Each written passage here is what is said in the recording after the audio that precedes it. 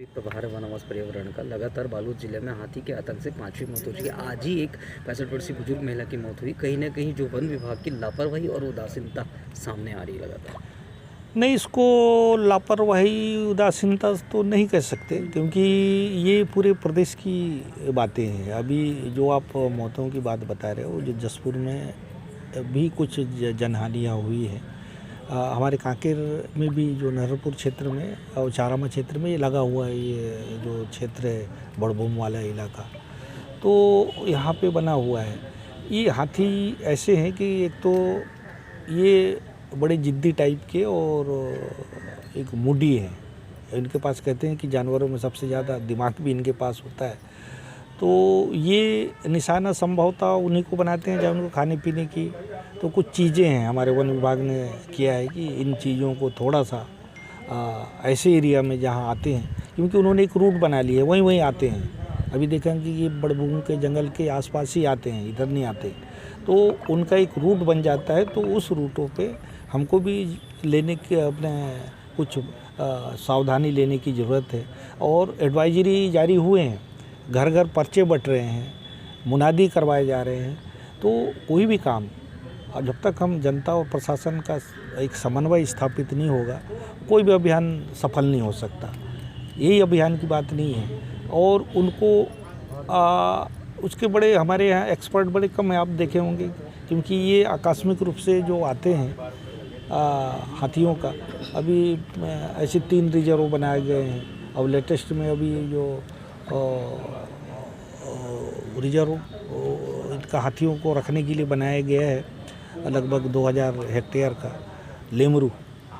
तो ये इस तरह के कार्यक्रम हमारा चल रहा है। पर हाथी अपने, मैंने बताया कि अपने स्टाइल से जीते हैं, उनको हम किसी दायरे में बांध नहीं सकते। वन्य जीवों की अपनी अपनी व्यवहार होता है, उनके अपने अपने नैसर्गिक जो रहवास है, उस तरह का उनमें एक गुण होता है। तो उसको अचानक हम नहीं कर सकते। पर इसका एक तो बचाव सबसे बड़ी बात है, दूसरा फॉरेस्ट जो कर सकता है इसमें कहीं कोई कमी नहीं है। पर उनकी भी एक सीमाएं हैं। हमारे यहाँ उस तरह की जो विदेशों में है,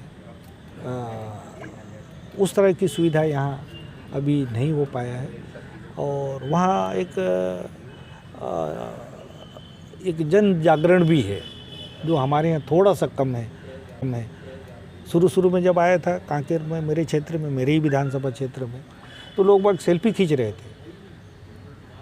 कई लोग एक मनोरंजन का साधन परिवार के साथ आ रहे थे देखने के लिए हाथी क्या है। तो कई बार हाथी इरिटेट भी हो जाता है। तो सामान्यतः जनहानि नहीं करता, पर कभी उसके रास्ते में कोई आए तब कोई इस तरह की जनहानि होता है। और जनहानि आप जानते हो, कोई भी चाहे किसी भी परिवार का हो, वो सबसे बड़ी मानवीय क्षति है। और वो उसके लिए हम चाहे जितना अफसोस मनाएं, पर एक परिवार का बेटा छिन जाता है, एक परिवार का कोई भी व्यक्ति अगर छिन जाता है, तो उस परिवार के लिए बहुत मुश्किल हालात पैदा होते हैं। तो इसका हमें अफसोस है, किंतु वन विभाग अपनी पूरी कोशिश कर रही है। उनको जो एक्सपर्ट ने जो सुझाए हैं और जो प्रिकॉशन लेने हैं, वो सब लिए जा रहे हैं। एडवाइजरी जारी करने के बाद भी, मुनादी जारी करने के बाद भी 5 मौत हो चुकी है।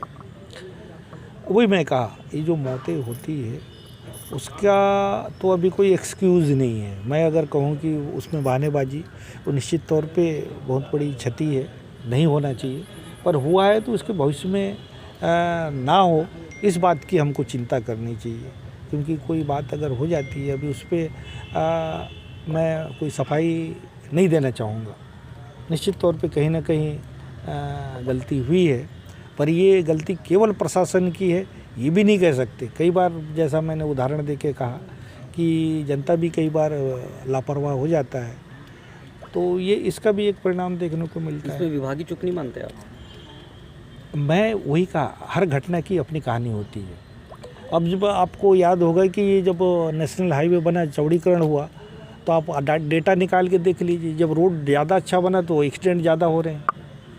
तो कई बार हम अच्छी सुविधा देने की कोशिश करते हैं, पर कहीं ना कहीं किसी न किसी रूप में गलती हो जाती है। और जो आप बता रहे हैं ना, किसी गलती है, हर घटना के पीछे अलग अलग कारण हो सकते हैं। इसीलिए उसको हम केवल एक शब्दों में कह दें कि इसकी गलती है, उसकी गलती है, तो ये उपयुक्त नहीं होगा। हाँ, पर अगर फॉरेस्ट वालों की कोई गलती होगी, वन विभाग की, अगर कोई घटना आप लोगों के पास है कि उन्होंने कोई जानबूझ की गलती किया है, तो उनके खिलाफ कार्रवाई होगी। और मैं आपको वचन दे के जा रहा हूँ।